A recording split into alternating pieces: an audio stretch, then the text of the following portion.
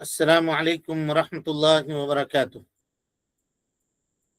إن الحمد لله نحمده ونستعينه ونستغفره ونعوذ بالله من شرور أنفسنا ومن سيئات أعمالنا. من يهده الله فلا مضل له ومن يضلل فلا هادي له وأشهد أن لا إله إلا الله وحده لا شريك له وأشهد أن محمدا عبده ورسوله. أما بعد، فإن خير الحديث كتاب الله وخير الهدي هدي محمد صلى الله عليه وسلم وشر الأمور محدثاتها وكل محدثة بدعة وكل بدعة ضلالة وكل ضلالة في النار. محترم حاضرین، سامعین و سامعات، ناظرین و ناظرات، فقہ الصلاح کے عنوان پر منعقد کیے گئے اس درس میں ہم آپ تمام حضرات کا خیر مقدم کرتے ہیں اور اللہ تعالیٰ سے یہ دعا کرتے ہیں کہ رب العالمین ہم سب کے مل بیٹھنے کو قبول فرمائے، علم دین، علم نافع سیکھنے، اس کے مطابق عمل کرنے، اس کی دعوت عام کرنے اور اس راستے میں آنے والی مصیبتوں پر اللہ تعالی ہم سب کو صبر کی توفیق نصیب فرمائے۔ محترم حاضرین، سامعین و سامعات، مبطلات صلاۃ کے تعلق سے ہم لوگوں کی گفتگو چل رہی ہے۔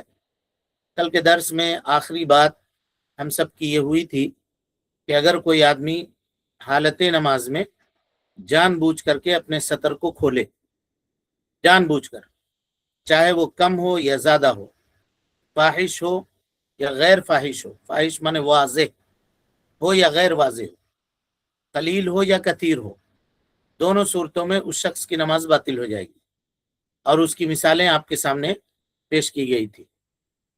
اور اسی طرح سے دوسری بات یہ کہی گئی تھی کہ حالت نماز میں اگر تیز ہوا چلے اور ہوا کی وجہ سے نمازی کا کپڑا اس کے سطر سے ہٹ گیا اور اس نے فوراً اس کو ڈھک لیا تو اس کی نماز میں کوئی خلل واقع نہیں ہوگی انشاءاللہ۔ اور اسی طریقے سے اگر ذرا سا اس کا سطر کھلا اور اس کو ڈھکنے میں اس نے تاخیر کی، اس کو سمجھ میں نہیں آیا، تاخیر کی، تب بھی اس کی نماز ہو جائے گی۔ اور اسی طرح سے ایک بات کہ اگر مصلی کے اختیار میں نہیں ہے اور اس کا سطر کھل رہا ہے تو اس کی نماز ہو جائے گی، جیسے عمر ابن سلمہ رضی اللہ عنہ کی روایت آپ کے سامنے کل کے درس میں ہم نے بیان کیا تھا۔ یہ خلاصہ ہوا کل کی گفتگو کا۔ جان بوجھ کر چاہے قلیل ہو چاہے کثیر ہو، اس کی نماز ہوگی ہی نہیں، اور اگر انجانے میں ہوا یعنی تیز ہوا چلی اور اس کا کپڑا ہٹ گیا اس کے سطر سے، تو ایسی صورت میں اسے چاہیے کہ وہ فوراً ڈھک لے اور جتنا جلدی ہو سکے اس کو ڈھک لے، تاخیر نہ کرے۔ اور اگر ذرا سا سطر کھلا ہے اور اس نے ڈھکنے میں ذرا تاخیر بھی کی کیونکہ اس کو سمجھ میں نہیں آیا، تو ایسی صورت میں بھی اس کی نماز الحمدللہ ہو جائے گی۔ اسی طرح سے اگر بے اختیار، جیسے آپ کہیں کہ ہم نے سر کے بال تمام اہتمام کے ساتھ چھپائے تھے اور سب کچھ اچھے سے اوڑھنی دوپٹہ کیا تھا، لیکن سجدے میں گئے، اٹھے، ایک آدھ بال سرک کے ادھر سے نظر آ گئے، تو اب کیا بے اختیار ہے؟ وہ اس پہ کوئی اختیار نہیں۔ بسا اوقات نمازی کو اس کا پتہ بھی نہیں چلتا، لیکن اگر پتہ چل گیا تو اس کو چھپانے کی کوشش کرے، ڈھکنے کی کوشش کرے۔ لیکن اگر قلیل ہے تو انشاءاللہ اس سے نماز میں کوئی خرابی واقع نہیں ہوگی۔ اس کے بعد کے مسئلے کو دیکھتے ہیں۔ مصنف رحمہ اللہ کہتے ہیں وَاِسْتِدْبَارُ الْقِبْلَةِ حَيْثُ شَرَطَ اسْتِقْبَالُهَا، قبلے کا استدبار کرنا، استدبار یعنی قبلے کو پیٹھ دکھانا نماز کی حالت میں۔ کب؟ جب نماز میں قبلے کا استقبال شرط ہے۔ آپ سب کو معلوم ہے کہ نماز کی کچھ حالتیں ایسی ہیں جس میں قبلے کا استقبال شرط نہیں ہوتا ہے۔ مثلا ایک آدمی حالت سفر میں ہے اور سواری پہ سوار ہے اور وہ نفل نمازیں پڑھنا چاہتا ہے، تو ایسی صورت میں سواری جدھر جا رہی ہے نفل نماز وہ پڑھنا چاہے تو پڑھ سکتا ہے۔ بات آپ قبلے کے تعلق سے جہاں ہم لوگ گفتگو کر رہے تھے وہاں پہ یہ بات آ چکی ہے کہ اگر کوئی آدمی سواری پہ سوار ہے اور وہ نفل نماز پڑھنا چاہ رہا ہے تو استقبال قبلہ اس کے لیے شرط نہیں ہے۔ اور اسی طریقے سے وہ آدمی جو پیدل چل رہا ہے تو اہل علم کے درمیان اختلاف ہے کہ اس کو سواری کے اوپر اس کو قیاس کیا جائے گا یا نہیں کیا جائے گا، اس میں اختلاف ہے۔ راجح مسئلہ ہم نے استقبال قبلہ جہاں نماز کے شروط پڑھے تھے وہاں پہ اس کا تفصیلی بحث ہم نے آپ کے سامنے رکھا تھا۔ مصنف کہہ رہے ہیں وہ استدبار القبلتی حیث اشارت استقبالها۔ استدبر المصلی کب کہتے ہیں؟ استدبر المصلی، نماز پڑھنے والے نے قبلے کو پیٹ دکھا دی، یہ کب کہتے ہیں؟ تو قبلے کا پیٹ دکھانا اس کے پورے بدن سے یا پورے چہرے سے، اس کی دو شکل ہوگی، یا تو پوری طرح سے گھوم جائے، قبلہ ادھر ہے مثلا گھوم گیا ایسے، یا سر کو گھما لیا ایسے گھما لیا، سر پورے طور پہ اس نے قبلے کے مخالف سمت کر دیا، تو اس کو کہتے ہیں استدبار، اس کو استدبار کہتے ہیں۔ لیکن اگر کوئی آدمی دائیں اور بائیں جانب کرے، دائیں اور بائیں جانب کرے، پورے بدن سے نہیں کر رہا ہے، صرف سر سے کر رہا ہے، دائیں جانب سر کو گھما رہا ہے یا بائیں جانب سر کو گھما رہا ہے، تو ایسا شخص جو ہے قبلے کا استدبار کرنے والا نہیں ہوا، قبلے کا استدبار کرنے والا نہیں ہوا، تب رہا کہ اس کی نماز میں خلل واقع ہوگی لیکن نماز اس کی باطل نہیں ہوگی۔ اب یہاں سوال یہ ہے کہ مصلی قبلے کا استدبار کب کرتا ہے؟ فقہا نے اس کی 4 حالات بیان کیے ہیں، اس کو سمجھیے، یہ مسئلہ سمجھ میں آ جائے گا۔ کہتے ہیں کہ قبلے کا استدبار کرنا کب جائز ہے، اس کو پہلے دیکھیے، یعنی کب اس کے لیے شریعت نے یہ چھوٹ دی ہے کہ وہ قبلے کی طرف پیٹ کر کے ہی صحیح نماز ادا کر سکتا ہے۔ پہلی حالت کہتے ہیں صلاۃ الخوف کے وقت، جب خوف اپنی پوری شدت میں ہو اور مصلی نماز ادا کر رہا ہو تو ایسی صورت میں وہ اگر قبلے کی طرف پیٹ کر کے نماز پڑھے تب بھی اس کی نماز درست ہو جائے گی۔ مثلا جنگ چل رہی ہے اور جنگ میں پوزیشن ایسی بنی ہوئی ہے مسلمانوں کی کہ قبلے کی طرف رخ نہیں کریں گے، قبلے کی اپوزٹ سائڈ میں دشمن ہے اور قبلے کی جانب ہم سب کی پیٹھ ہے اور سامنے ہم دشمن کا مقابلہ کر رہے ہیں، تو ایسی صورت میں استقبال قبلہ پھر شرط نہیں ہے، آپ استدبار قبلہ یعنی قبلے کو پیٹ دکھا کر کے نماز پڑھ سکتے ہیں، نماز ہو جائے گی۔ اور یہ صلاۃ الخوف کے مسائل ہیں کہ صلاۃ الخوف درست ہو جاتی ہے اگرچہ نماز پڑھنے والا قبلے کی طرف اپنی پیٹھ کیا ہوا کیوں نہ ہو۔ اسی طریقے سے کسی آدمی کو کسی دشمن نے دوڑایا اور اس نے دوڑنا شروع کیا، فقہا یہ مثالیں بیان کرتے ہیں، اب دوڑ رہا ہے، اب اس میں اس کو اپنی جان بھی بچانی ہے اور نماز کا، اس سے یہ پتا چلا کہ نماز کی اہمیت کتنی ہے۔ دیکھیے، یعنی دشمن آپ کو بھگا رہا ہے، آپ دوڑ بھی رہے ہیں، بھاگ بھی رہے ہیں، اور ویسی صورت میں نماز کا وقت اگر آیا تو کہا کہ نماز کو اسی حال میں پڑھو اگرچہ قبلہ کا استدبار ہی کیوں نہ ہو۔ اسی طرح سے کسی کو کوئی جنگلی درندہ اور جانور اس کو دوڑا رہا ہے، اس کے پیچھے پڑ گیا ہے اور اس سے وہ ڈر رہا ہے، اور وہ جانور جو ہے وہ قبلے کی طرف ہے، اگر اس کو قبلے کی طرف یعنی یہ مصلی قبلے کی طرف اگر اپنا رخ کرے گا تو جانور کے طرف ہو جائے گا یہ، تو ایسی صورت میں کہتے ہیں کہ قبلے کی طرف پیٹ کر کے نماز پڑھ سکتا ہے مصلی، کوئی حرج نہیں ہے۔ ظاہر ہے قبلہ ادھر ہے اور جانور ادھر ہی سے دوڑا رہا ہے، اب ایسے نماز ادا کرے گا تو وہ آ کے پکڑ لے گا اس کو، اب ادھر منہ کرے گا قبلے کے اپوزٹ، تبھی تو وہ اس سے بھاگے گا اور اس سے بچنے کی کوشش کرے گا۔ تو ایسی صورت میں وہ نماز کی نیت کر لے، رکوع اور سجدے کا اشارہ سے رکوع اور سجدہ کرے گا، اہل علم کہتے ہیں کہ اس کی نماز درست اور صحیح ہو جائے گی، استقبال قبلہ یہاں پہ شرط نہیں ہے۔ دلیل کیا ہے؟ اللہ تعالیٰ کا قول فاتقوا اللہ ما استطعتم، اور نبی صلی اللہ علیہ وسلم نے فرمایا اذا امرتکم بامر فاتوا منہ ما استطعتم۔ امید کی اس کو سمجھ گئے ہوں گے۔ دوسری حالت اہل علم بیان کرتے ہیں کہ انسان قبلے کی طرف منہ کرنے سے عاجز ہو جائے، جیسے کوئی مریض ہے، اللہ تعالی مریضوں کو شفا یابی عطا فرمائے اور ہم سب کو بیماریوں سے محفوظ رکھے، ہاسپٹل میں لیٹا ہوا ہے اور چاروں طرف سے مشین سے اس کے جسم کو جکڑا ہوا ہے، डॉक्टरों ने जकड़ दिया है जिस्म से, अब इधर भी मशीन, इधर भी मशीन, इधर पाइप लगे हुए हैं। अब किबले का इस्तेकबाल नहीं कर सकता वो मरीज, तब कैसे नमाज अदा करेगा? का उसी हाल में जिधर भी उसका रुख है, चेहरा है, नमाज अदा कर ले। इसी तरीके से कोई आदमी कैदी बनाया गया है और उसको बांध दिया गया है, हरकत नहीं कर सकता, हिल डोल नहीं सकता, और किबले की तरफ उसकी पीठ है, ऐसे बांधा है कि किबले की तरफ पीठ है, तो कैसे नमाज पढ़े? कहा वैसी नमाज पढ़ ले, बैठे बैठे वो नमाज अदा कर ले, इशारे से रुकू और सजदा कर ले, क्योंकि वो बंधा हुआ है, हिल डोल नहीं सकता है। चाहे कैद करने वाला कोई भी हो, अगर उसको कैद कर ले या कैदी कोई भी हो, उस हाल में भी कहे कि हम तो बंधे हुए थे, नमाज नहीं, वजू नहीं बना सकते थे, हमारे पास वजू नहीं था, कुछ भी नहीं, ना आपको वजू की जरूरत है, ना इस्तिकबाल किबला की जरूरत। अल्लाह ताला इन हालतों से महफूज रखे हर मुसलमान को, लेकिन ये मसाइल हैं तो मसाइल को जानना चाहिए। एक आदमी जिसको बांध के रख दिया गया, जाहिर सी बात है ना उठ के जा सकता है ना कुछ कर सकता है, हत्ता कि वो अपनी जरूरत वहीं पूरी कर रहा है, पेशाब कर दिया है वहां पे मसलन, तब भी अगर नमाज का वक्त आ गया तो शरीयत ये नहीं कह रही कि खुलने का इंतजार मत करो, उसी वक्त पढ़ो नमाज, उसी हालत में पढ़ो, अगरचे पेशाब पे बैठे हुए क्यों ना हो, पढ़ो नमाज, नमाज माफ नहीं है जी। इस सूरत में भी नमाज को अल्लाह ताला ने उससे उसकी फर्जियत को साकित नहीं कहा किया। चलो किबला की तरफ इस्तकबाल नहीं कर सकते हो, मत करो, पाकी हासिल नहीं कर सकते हो, मत करो, तुम्हारे पास ताकत नहीं है, कोई जरूरत नहीं, लेकिन नमाज पढ़ो, उसी हाल में नमाज पढ़ो।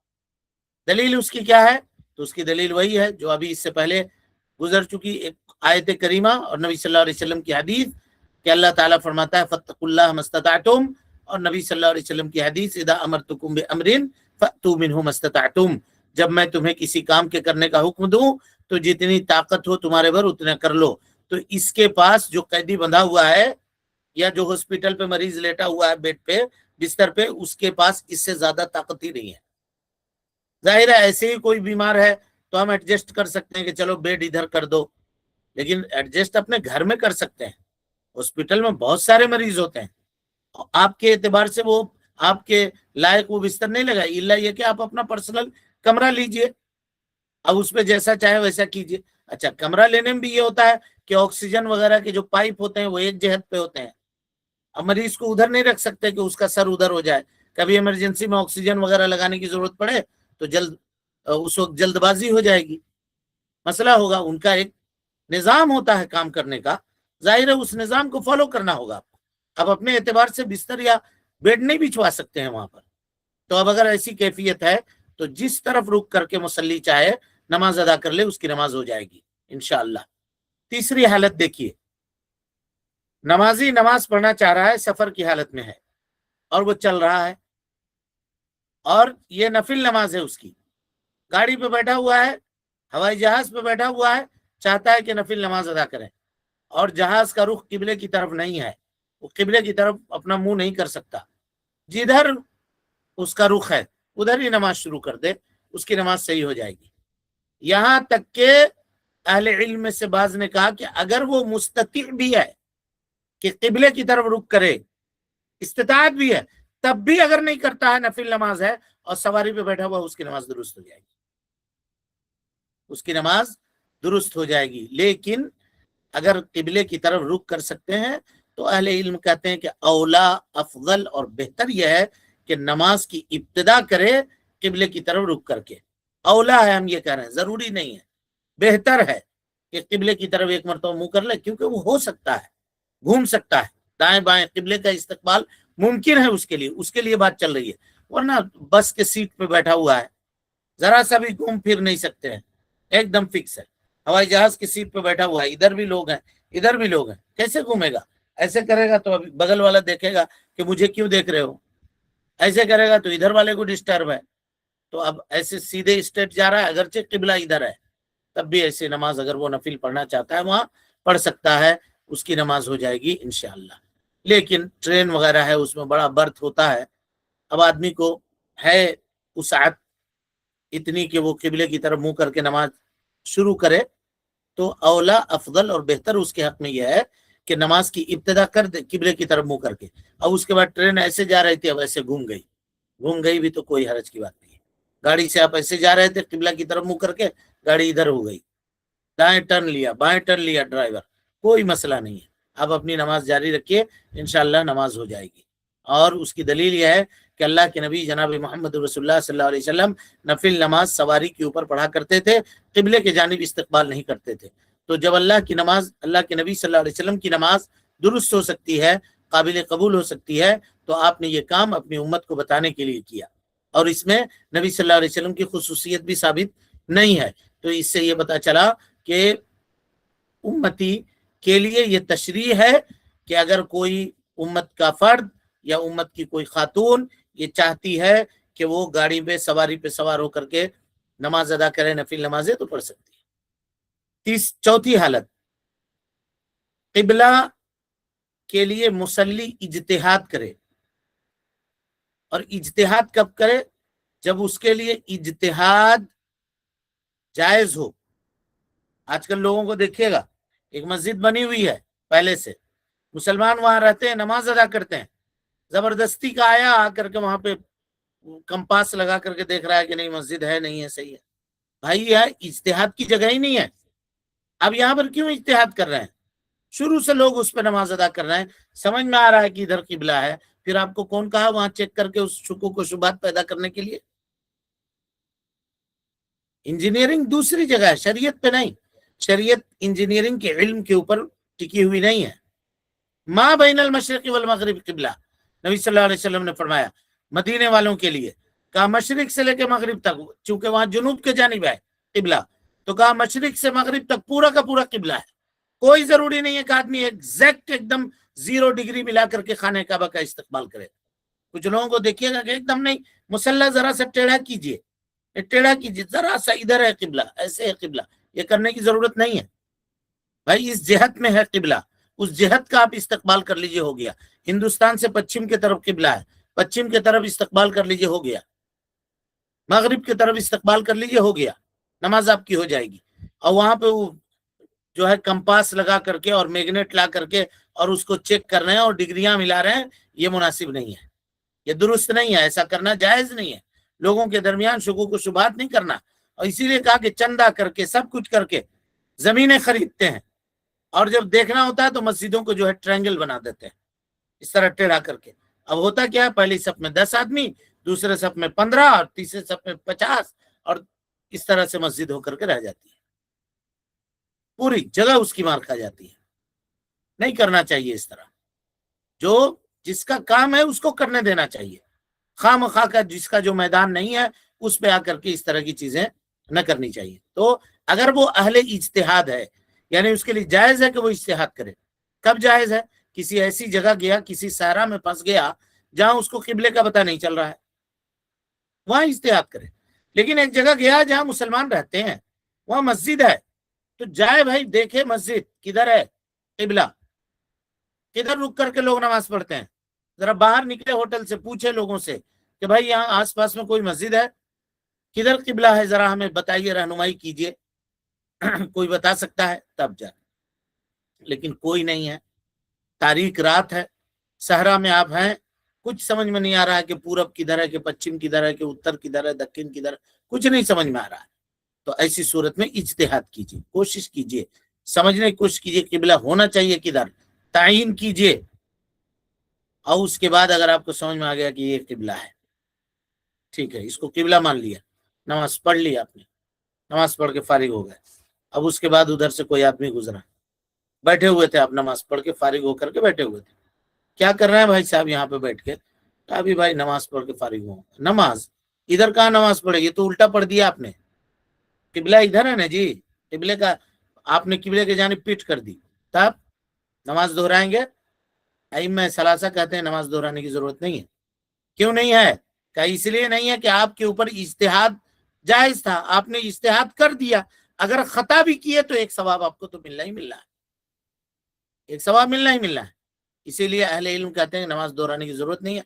इमाम मालिक रहमतुल्लाह अलैह कहते हैं कि अगर वक्त है बाकी और मुसल्ली चाहता है कि नमाज दोहरा ले, तो दोहरा ले, कोई हरज की बात नहीं, तब भी वो कहते हैं कि वाजिब नहीं है।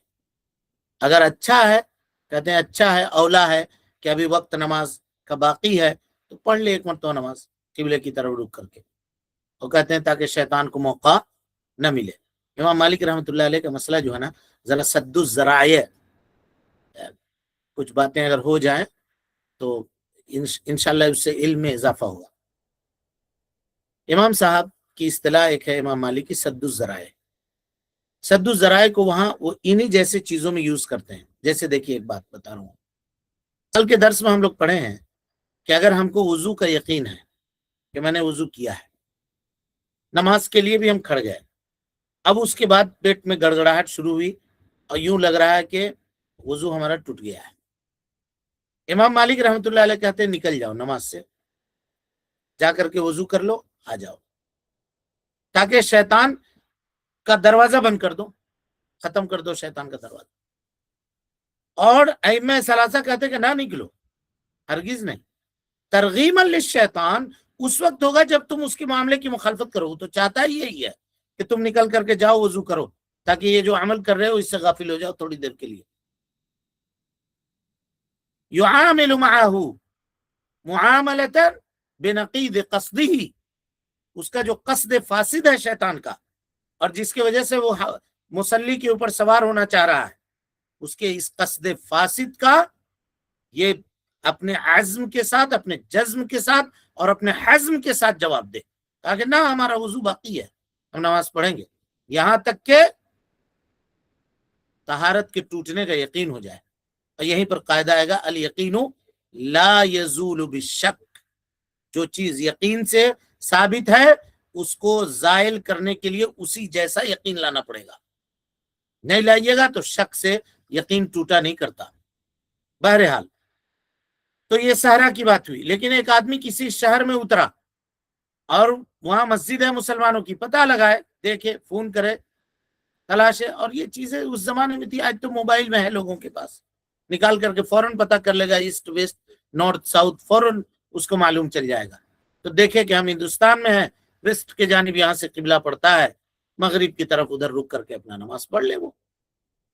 بہرحال تو یہ 4 حالتیں ہیں جس میں مصلی کی نماز قبلہ کی طرف پیٹ کر کے بھی جائز ہو جائے گی.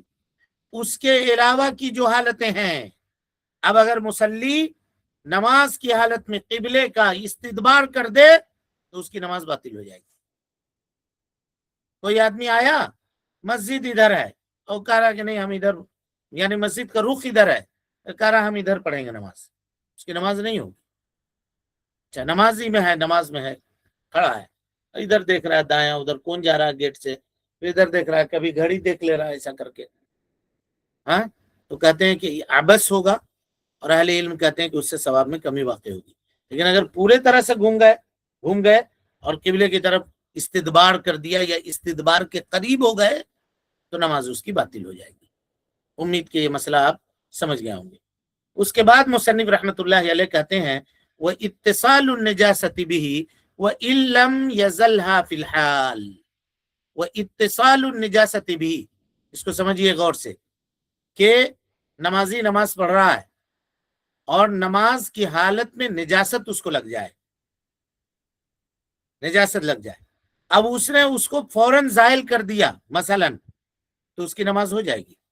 لیکن اگر زائل نہیں کیا فوراً، ختم نہیں کیا فوراً، تو اس کی نماز نہیں ہوگی. مثالوں سے بات سمجھ میں آئے گی انشاءاللہ. اب سب کو معلوم ہے کہ نماز کے درست ہونے کے لیے یہ شرط ہے کہ انسان نجاست سے پاک ہو. ایک تو یہ ہے کہ حدث سے پاک ہو. حدث کی دونوں قسمیں، حدث اصغر، حدث اکبر.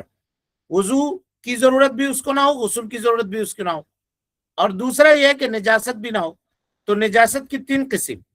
مصلی کا بدن بھی نجاست سے پاک ہونا چاہیے، مصلی کا کپڑا بھی نجاست سے پاک ہونا چاہیے، اور جس جگہ پر مصلی نماز پڑھ رہا ہے، یعنی نماز کی حالت میں جتنی جگہوں کو وہ گھیر رہا ہے